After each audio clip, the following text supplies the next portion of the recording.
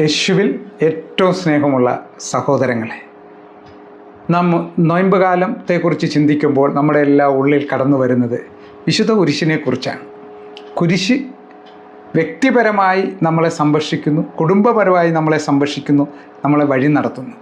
അതുകൊണ്ടാണ് ഞാനും നിങ്ങളുമെല്ലാം വിശുദ്ധ കുരിശിൽ ആശ്രയിക്കുന്നത്. കുരിശ് നമുക്ക് രക്ഷയാണ്, കുരിശ് നമുക്ക് തണലാണ്. അത് എപ്പോഴാണ് കുരിശ് നമുക്ക് രക്ഷയും തണലും ആകുന്നത്? യോഹന്നാൻ്റെ സുവിശേഷത്തിൽ അവിടുന്ന് നമ്മളെ ഓർമ്മപ്പെടുത്തുന്നു.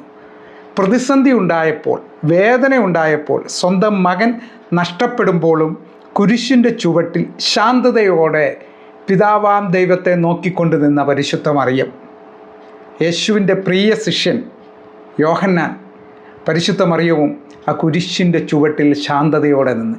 ജീവിത പ്രശ്നങ്ങളിൽ ഞാനും നിങ്ങളും ശാന്തതയോടെ കുരിശിൻ്റെ ചുവട്ടിൽ നിൽക്കുന്നതാണ് ക്രൈസ്തവ ജീവിതം. ഹല്ലേലൂയ! കുരിശ് ശാന്തമായി നമ്മുടെ ജീവിതത്തിലെ വേദനകളും ദുഃഖങ്ങളും പ്രയാസങ്ങളും വിശുദ്ധ കുരിശിൻ്റെ ശക്തിയാൽ നമ്മൾ ഇന്നെടുത്തു മാറ്റും.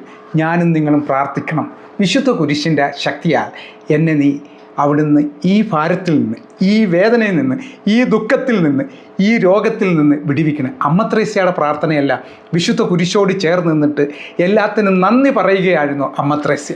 അമ്മ ത്രേസ്യയെ പോലെ വിശുദ്ധ കുരിശിനെ കണ്ടുകൊണ്ട് നന്ദി പറയുന്നവരായി, ദൈവത്തിൻ്റെ മുമ്പിൽ നമ്മൾ നന്ദിയുള്ളവരായിരിക്കാൻ വേണ്ടി നമുക്ക് പ്രാർത്ഥിക്കാം.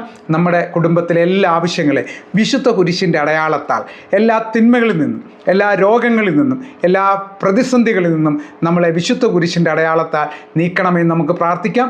ദൈവം തമ്പുരാൻ വിശുദ്ധ കുരിശടയാളത്താൽ നമ്മെ ഓരോരുത്തരെയും കുരിശടയാളം വഴി നമ്മളെ സംരക്ഷിക്കുമാറാകട്ടെ. ആമേൻ.